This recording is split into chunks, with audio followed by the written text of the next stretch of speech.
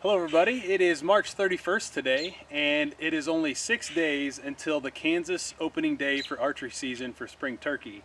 And I've gotten a few questions about the setup that I use, so I'm going to go into a few different things that have worked really well for me in the past, and I hope that maybe it helps you.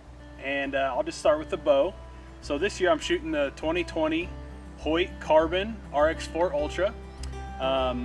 Sometimes people prefer a little bit shorter bow in the blind especially, but I am a taller person. I'm 6'1", and I have a 30.5-inch draw, so I like the longer axle to axle bow, which is where the Ultra comes in. It's 34 inches axle to axle.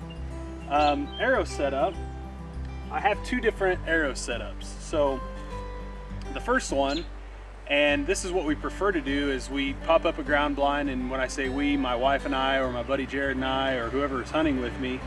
And what we like to do is set up a ground blind in a known travel corridor to and from the roost trees or whatever pattern that you're gaining. And that would be my tactic to tell you is spend your time behind the glass, watching the turkey as they come down from roost. Where do they go to feed? Where do they go to roost? Or I'm sorry, where do they go to strut?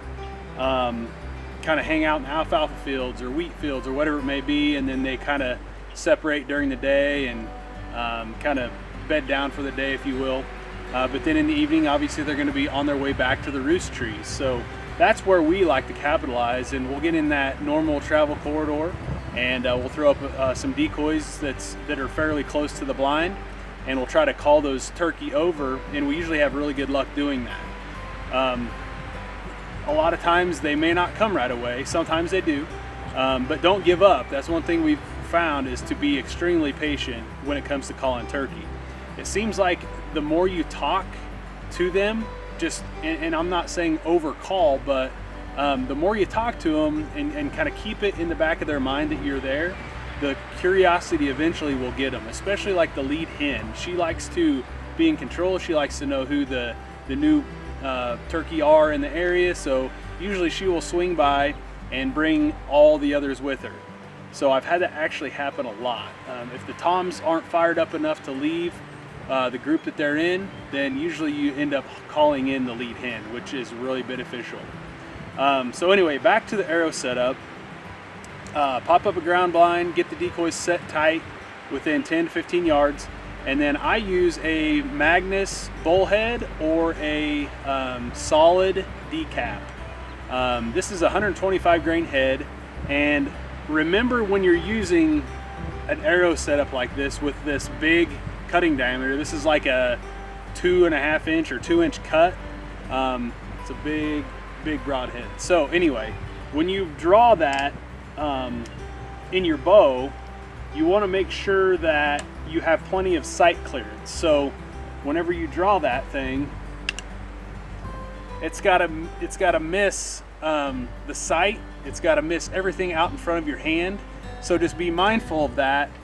That's why a lot of folks recommend using a full length arrow. Don't cut it too short, otherwise you're going to run into some clearance issues with that broadhead.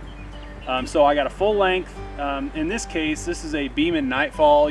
Honestly, it doesn't really matter what you use, as long as it's a heavy spined arrow, because you are going to flex that spine a little bit more since it is full length. So get a heavy spined arrow. I like to put on large vanes.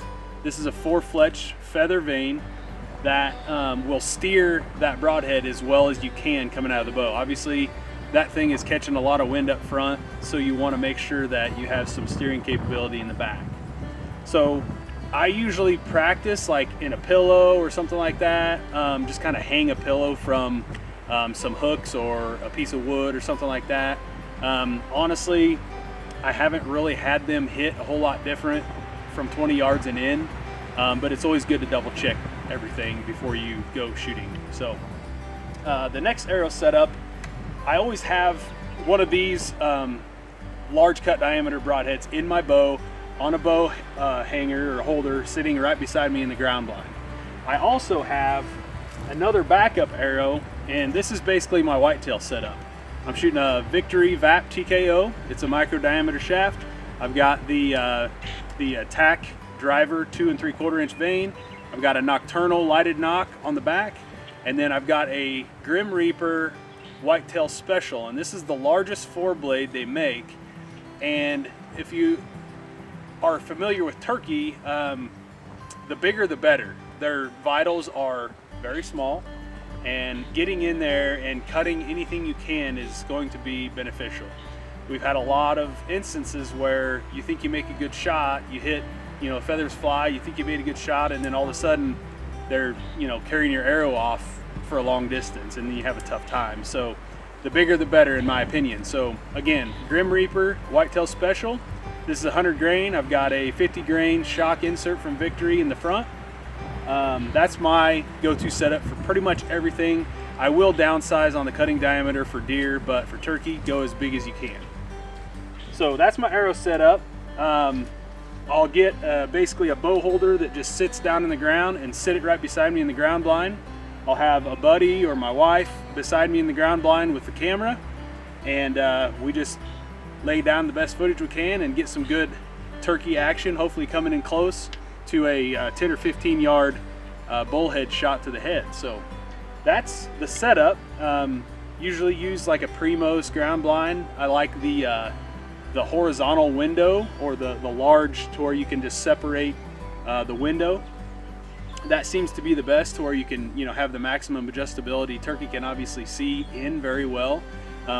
So a lot of times when they're kind of hypnotizing the decoys, even if they're 10 or 15 yards, just wear black gloves, wear black face mask, and they shouldn't see anything flashing around too much in the ground blind, and usually get by with drawing your bow just fine. So, but that is the setup that I use. I really like it. I've shot a lot of turkey with the Bullhead, and I've shot a few with the Grim Reaper. Last year, I ended up having a turkey get too close, and he ended up kind of flying up in a tree, just kind of scared, didn't know what kind of flash happened in the ground blind. The hens didn't have a clue what happened. He flew right back down in the hens, and he hung up out there about 35 yards, and I ended up having to switch over to the Grim Reaper, and made a really good shot on that bird at 35. So really excited to get out there this year. It's finally springtime. It's starting to feel good. The green grass is starting to pop, and looking forward to getting it into a ground blind and calling some turkey. So I hope you